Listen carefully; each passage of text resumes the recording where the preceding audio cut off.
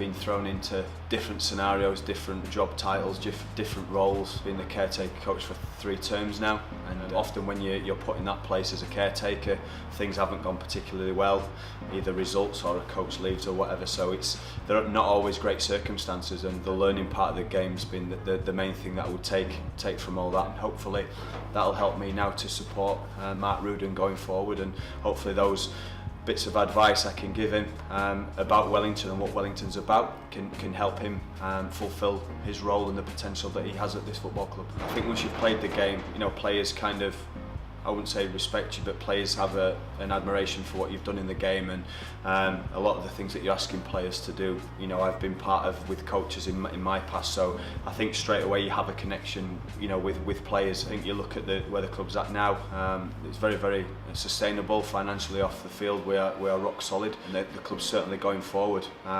You mentioned that we didn't have such a good ride last year, and I think that inevitably has left a clean slate for Mark Rudan to now stamp his authority at the club and really make a stand, not just from a personal point of view, but from recruitment.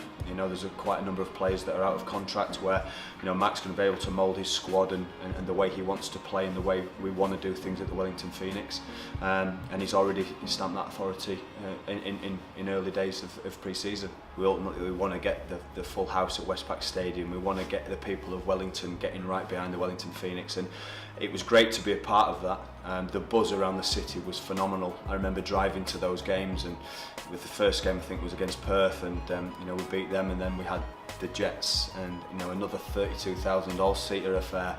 Everyone in the city during the morning, I remember going for a walk in the morning, and there were kids with Phoenix shirts on. There was a real buzz, and it shows that when the team's doing really, really well, that everyone in Wellington and New Zealand get behind the team, and that's our aim now moving forward. And I know that's a real motivation of Mark now coming in, get back to those days and have more conversations like this in the future about, remember in 2018-19 season where we filled the stadium again and we had a real good run and a solid season, and I think the past is the past, and we now need to make that our future and our destiny, and that's what we're trying to do. We want to bring professionalism to the club that's never been seen before. We want to get the players together, the staff together, the whole club, working in unison, and we're working very, very hard to do that. We're trying to recruit players who are good people, as well as good footballers, good people that know what it takes to get to finals football, to get the full house at the stadium.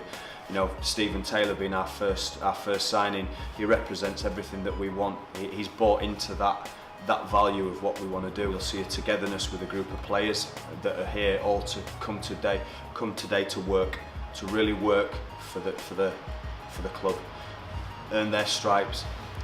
End of the day, I think players that want to be here and are there for the cause, that's really, really important. And as I say, the players who don't want to be here and don't want to be part of that won't be here, and the managers have stressed that.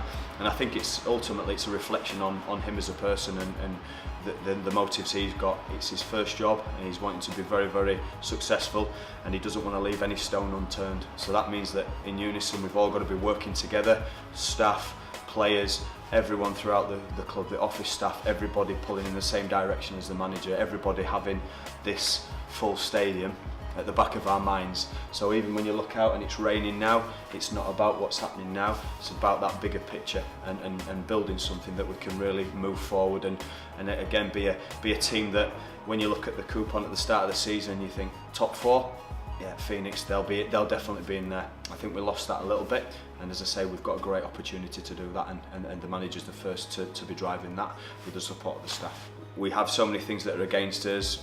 People use excuses about the travel, the wind, you name it. People use the excuses, and we can't afford that. We need to be in a situation where we make the most of what we've got. We have to make things work, and if that means thinking outside of the box, on a daily basis, here in the gym, doing things slightly different that help us, improving our recovery, encouraging the professionalism and all that kind of stuff. That's what we need to do. So we have to think a little bit differently, and we've got the people around the club to really do that.